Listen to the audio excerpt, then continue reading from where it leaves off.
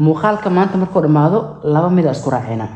ama qabyaalada wax fiican ah ama wadaniyada wax xun ah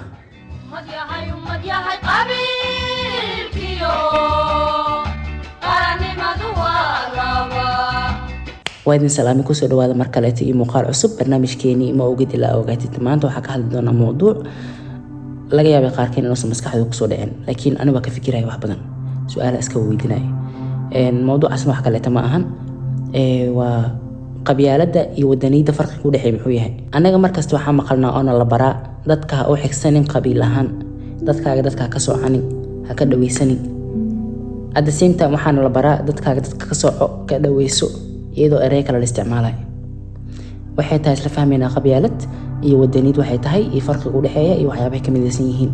iyo ujeedada ka dambaysa labadoodaba anaga hadii aan makhluuq nahay Allah subhanahu wa ta'ala dhulkan uu keenay si uu noolaano muddo kooban oo sameeyna ujeedo barbas nolol abuuran gaar ah kadib markaan ka dhamaano ana la xisaabtamo aakhiradeena iyo qiyaamaha iyo adduunyada kale Ilaahay noo diyaariyay markaas aadno adduunka inta ku noolnahay waxa jira marka xeerar iyo waxyaabo dhaqamo oo nabadbaadinaya dadkeen isku keenaya kala badbaadinaya isdhexgalkeena ka qayb qaadana nolosheena iyo badqabkeenaba waxyaabahaas dhan ka soo tag hadda adduunka hadda ku jirno Soomaali hadii aan anaga ani iyo adiga soo qaad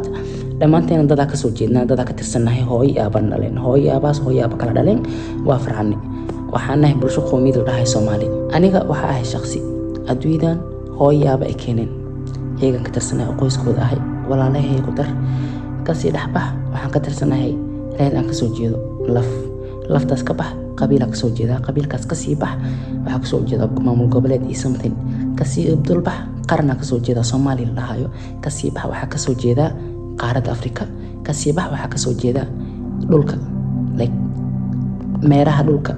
planet earth ka soo jeeda bini'aadan ahaan waxaan ka tirsanahay bini'aadanka dhulkaas ku nool adigna sidoo kale waxa ka tirsantaa dhulkaas qaaradda ka soo jeeda wadana ka soo jeeda qabiil ka soo jeeda reer ka soo jeeda kaliya tahay marka bulsho ahaan maadaama asaas u dhisanahay oo qaanada kala duwan ay jiraan oo aku kala jirno waxa ka tirsantahay ururka asxaabtaada waxa ka tirsantahay dadka madmadowga ah waxa ka tirsantahay dadka islaamka waxa ka tirsantahay qabiil hebel waxa ka tirsantahay qaran hebel waxa ka tirsantahay qaarad hebel gurubyo badan kala duwan ka tirsanahay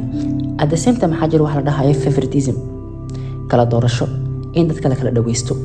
waxa sameeyna bini'aadan ahaan qofka noo eegna doorano qofka nagu dhaqanka ah nagu diinta ah nagu hadalka ah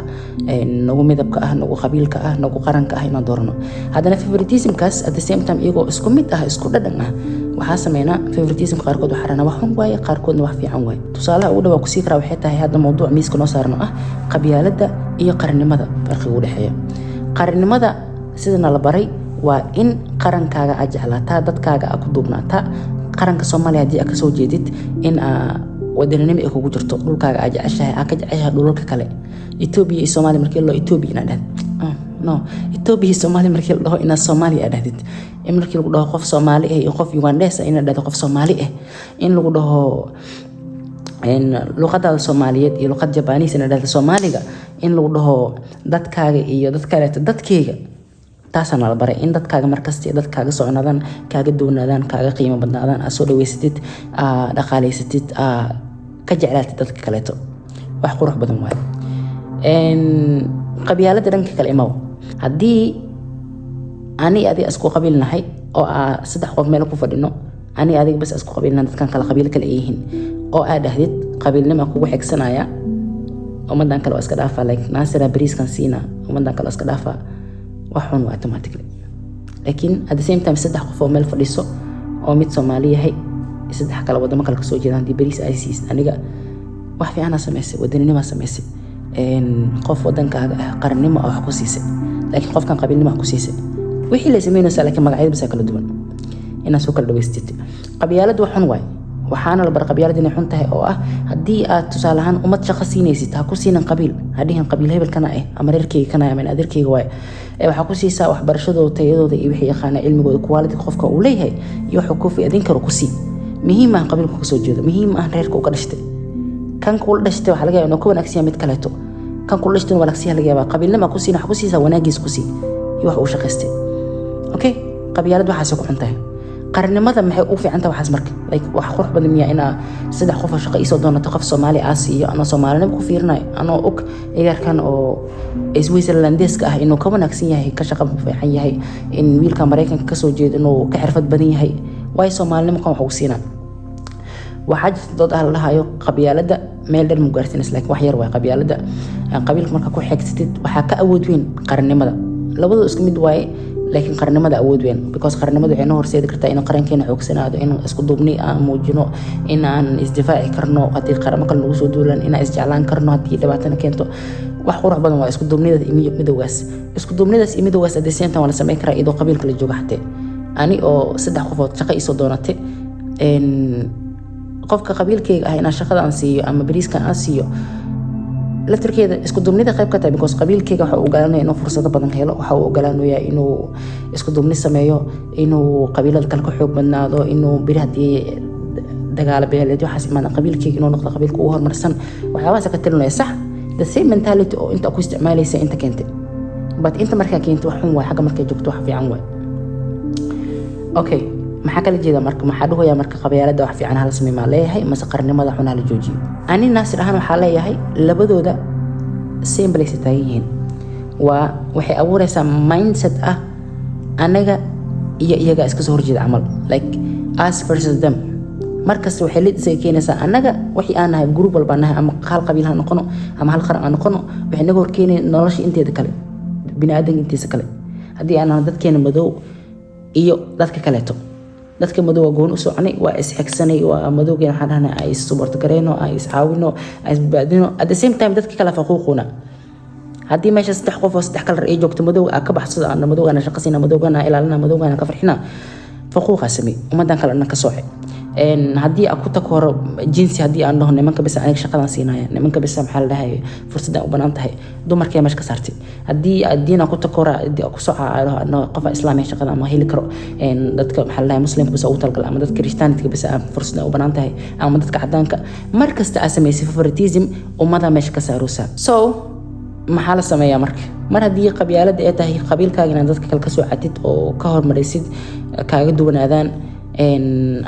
gooni ugu baxsatid ka fiirsid reerkaaga kaliya umada kale iska dhaaftid reerkan igu reer maahan shaqadan siima kan saas yeelima waxaas u kala socdid waxun waaye qarannimada eedna turkeed wax qurux badan maahan just waa wixii the same effect oo laakiin bigger scale ah dhibaatada inta ku heeslay meeshan ku heesaa laakiin waa ka weyntaa bas ka facweyntahay aniga sida u arka waay mar hadii la dhahayo Soomaalinimo kaliya loo doodo oo umadan qiyal fiirin qofka bini'aadanka jinsigiisa iyo la fiirinin meesha ku soo jeeday mar Soomaali ma yahay gali Soomaali ma amaho bixi still waxa wada mindset ka ahay as versus them kala qoqob nooc doon ha ahaadee dhibaatada ka imaanaysa ka badan faa'iidada ka imaanaysa damor bulshada kala socno kala takoorna dhano kan qabiil hebel waaye kan qabiil hebel oo goon u kala bixino dhibkaas ay leedahay the reason marka hore loo dooranayo qarannimada waxay tahay in la dhaho Soomaaliya mid hal arko maxaa loo arkaa sababta maxay tahay because Soomaaliya halka markay tahay way awood badan tahay laakiin markay Soomaaliya 12 loo kala qayb loo inta maamul goboleed hebel askale inta waxa askale maamul goboleed hebel inta qol hebel degan awoodooda kala daciifayso qabiilka dhexdiisa dilka qabiil loo laftan awoodda daciifayso the same idea apply gray bini'aadanka kala qoqobin insaan miya qofkan u fiiri ma wanaagsan yahay yes ma kala jeclaanin marka wadanku ka soo jeedo ha kala jeclaanin diinta uu haysto ha kala jeclaanin kalarka uu leeyahay ha kala jeclaanin jinsiga uu yahay wiil iyo gabar ha kala jeclaanin waxyaabaha city ha kala fiirina u kala qoqobin qofka bini'aadamiya ma wanaagsan yahay dantaada ku fulinaya yes fursada si waxa ka samayso la saaxiib wanaaji jeclow soo dhaweyso hadii laakiin qofkan oo soo dhaweysan lahaa bini'aadan waasan ku neefla waa neefsanaya laakiin Soomaali ma ahan qofkan waa jeclaa lahay wax fiican si lahaa laakiin habar gidir ma ahan qofkan waa jeclaa lahay waxa si lahaa laakiin muslim ma ahan qofkan waa jeclaa lahay wax sameeyaa laakiin cadaan ma ahan waxaas dhan jooji waxaas yaan qon wax ka celina qofka ina jecel buux u muujisid oo la noolaatid oo nolol fiican meesha ka abuurtid hadii mar aad dhahdii ana Soomaali bas dhaweysana qoqobkiya wada qabyaaladiista weyna tahay wiliba qabyaaladiista tahay qabiilka Soomaaliya ku daran qabiil iyo qaran waa kala weyn yihiin mooye waa isku halkii waa laf iyo qabiil iyo qaran wixii la kala sii weynaada mahane laakiin meesha joogtaa dadkii kala takooraysa waxa dhacday in qofka waxa ku darto waxaan daasid Soomaalina bisa ku daran xumaad qofkan qof xun oo Mooriyaan iska dhaweysan kartaa adoo qof wanaagsan u jeedo oo wadaad oo Sacuudi ka soo jeedo waxa dhahay Soomaalinimadan ku dooranaa kan igarkan oo Mooriyaanka please qoqobka meel uu nagaarsinaayo malahan aas bini aadan ahaan oo hadlaya qabiil iyo qarannimo isku dhadhamayeen masmaahan anima u maleemo walna meel arkusi maka qurxoono marka inaan insaan ahaan isku soo dhaweysano inaan isku soo dhaweysano nool ahaan inaan qualities-keena fiirino inoo anagu fiirino qabiilkeena anagu fiirino qarankeena anagu si isku kala sooceynin kala soocaas meeshan ka saar karna diinta xageeda marka la fiiriyo rasuulka Kaleey salaam wuxuu na ogeysiyay oo nagala hadlay عرب إنسان كفعنين عجمني إنسان عرب كفعنين إلهي سلوك الدوية بسلي ما هني عرب عجم كفي عن إيو النبي كسو جد الله إيو عجم عرب كفي عن إيو أمريكا أدون كسر إيو إن قبيل هبل على النار إيو محل هاي سوماليا سنكون في الأسرة سا إيو إن دبل مجاري إيو وحسنا إسكو أمبرادر إنسان متى هاي أو ناكسن تهاي يباس تست سويسرلاند كسو جت Asian أهاو Mexican أهاو مسلم أهاو محل دهاي مدو أهاو هدارت أهاو عير أهاو وحارب تكسو جيت مو ناكسن تهي يباس تست هكذا ويسين دادك أدوكو بيس قرينا قبيل أدوكو بيس قرينا قرن أدوكو بيس قرينا قارت وحياباس بيسك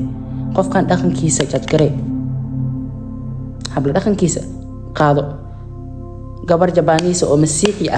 أنا كاجد وقت لقيابا ويل سوماليا أو مسلمة إنه كاجد في عيال لقيابا كاجد في عنته لكن عندنا ويل لما قدرنا أن قبر مسؤول ويسنا إن ما كبس مسؤول ويستا ويلش رجع بس بقولوشين أنا دمرك وحما أكتر كأحد رجع بسوي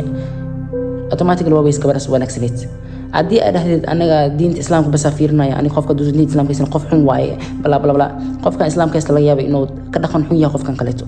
just because دينته هيستمع عليه ما خوف نكسل إنه qofkaas gaalka laga yaaba iimaanka haysin ama iimaanka kala haysto inuu qof wanaagsan yahay la dhaqmi karo laga yaaba waxa laga yaaba qofka aan Soomaalnimo ku dooranaya gabadhaas Japanese ka fiican tahay soo waxyaabaha isku takoorayda qofkan dhaqankiisa ma cajabiyo ma la noolaa kartaa yes la noolaa marka adigoon waxba kala qoqobeynin qofka bini aadanka kula dhaqanka kula imaado haduu ku wanaaji haduu ku xumeeyo ka weeco ama ka arso waxa ka sameeyay iska sameey adoo u fiirnin qabiilka ku soo jeedo adoo u fiirnin qaranka uu yahay ama jinsigiisa ama midabka uu wato ama diinta uu xambaarsan yahay waxyaabahaasna adoo ku bees gareynay just dhaqankiisa wanaaji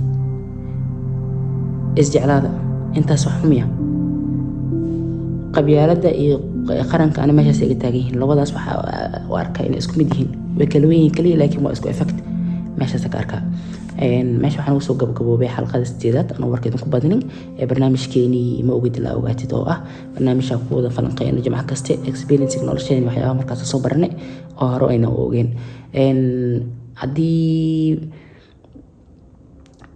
haddii ay aragto duwan tahay waxaa jeclaan lahay commentiga in arko fariin ay u soo rabto qaybta commentiga ay yiraahdaan aniga waxaas u arkaa saas oo kaaga duwanahay si aan u aqriyo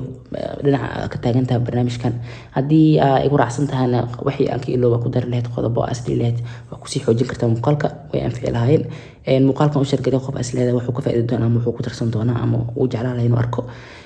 thank you very much like share subscribe and comment waxaan u baran insha Allah jimcaha dambe iyo muuqaalkeena xiga hadduu ilaahay idmo nabadgelyo Bye bye, boy, bye, bye bye. It's over, yeah. Bye bye, I'm taking what's mine, yeah. Bye bye, it's over, yeah. You know.